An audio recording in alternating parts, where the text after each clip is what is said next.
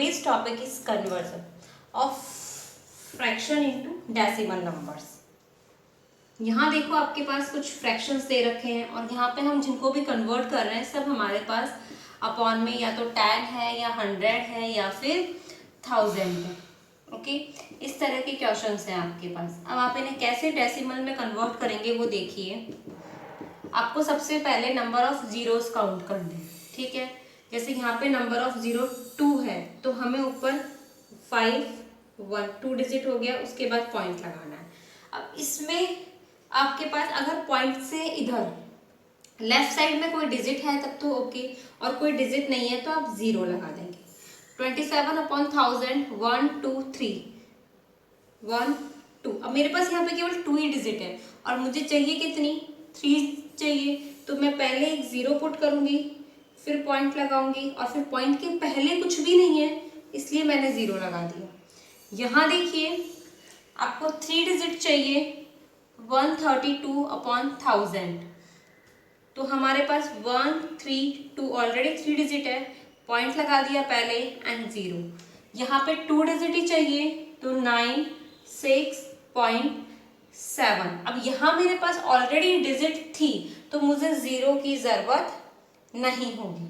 ठीक है, ऐसे ही एक और लेते हैं 7/1000.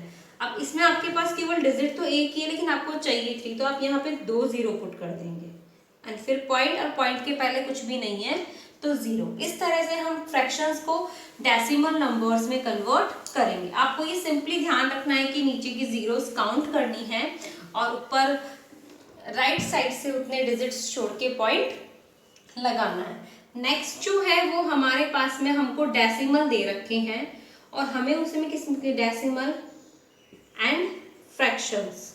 अब हम उन्हें किसमें कन्वर्ट करेंगे, फ्रैक्शन में. Decimal conversion of decimal and fraction.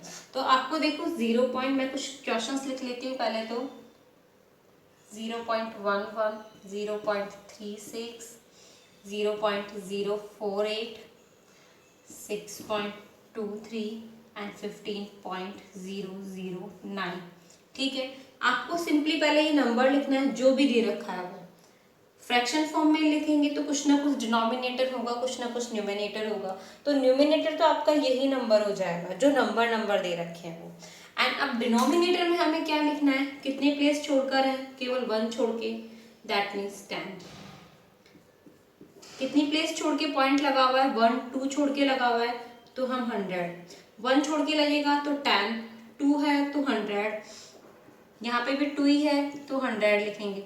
Next question में देखो 3 है, तो सबसे पहले तो हमें अगर 48 के इधर 0 ही 0 है तो वो 0 हमें कॉपी नहीं करनी है. ठीक है, लेफ्ट साइड वाली.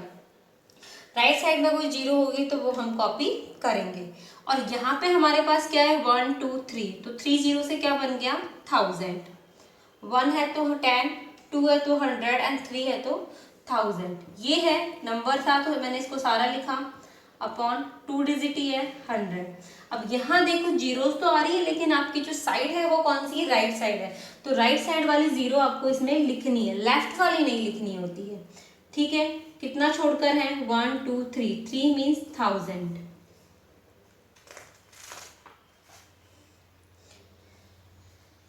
ये हो गया, ये आपका कन्वर्जन था जो आपको कंप्लीट करना है.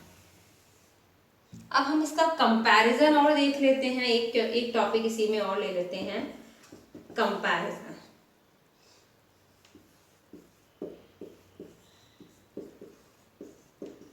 अब यहाँ देखो 186 इक्वल है तो हम पॉइंट के बाद की डिजिट को कंपेयर करेंगे. पॉइंट के बाद फर्स्ट यहाँ पे 0 आ रहा है और यहाँ पे 2 आ रहा है, इट मीन्स ये बड़ी हो जाएगी. फर्स्ट एक एक डिजिट कंपेयर करना. 73 4 एंड 73 4 0. 0 के बाद पॉइंट के बाद में अगर आपके पास में राइट साइड में 0 है तो उसकी कोई फर्क नहीं पड़ेगा उसका, तो ये आपकी दोनों इक्वल हो जाएंगी.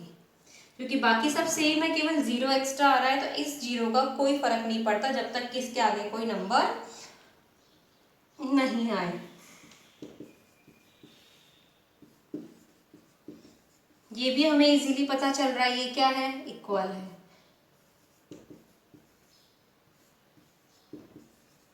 यहाँ ऑब्जर्व करेंगे 9 9 सेम है, इसमें पॉइंट के बाद 0 आ रहा है और इसमें पॉइंट के बाद 8 आ रहा है, तो 8 वाला बड़ा हो जाएगा।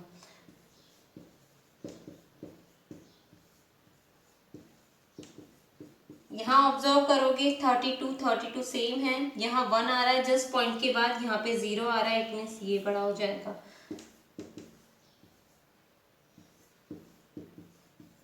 यहाँ देखो फर्स्ट जी इक्वल है, सेकंड भी इक्वल आ रहा है पॉइंट के बाद का, ये भी इक्वल आ रहा है, और पॉइंट के यहाँ 0 लगा हुआ है तो उसका कोई मतलब नहीं जब तक कि इसके आगे कोई डिजिट लिखी हुई नहीं हो, तो इसको हम, ये क्या हो जाएगा हमारा इक्वल। अब जब हमें कंपैरिजन समझ में आ जाता है तो हम इसके असेंडिंग और डिसेंडिंग ऑर्डर्स भी कर सकते हैं कंपेयर करके। Okay, thank you.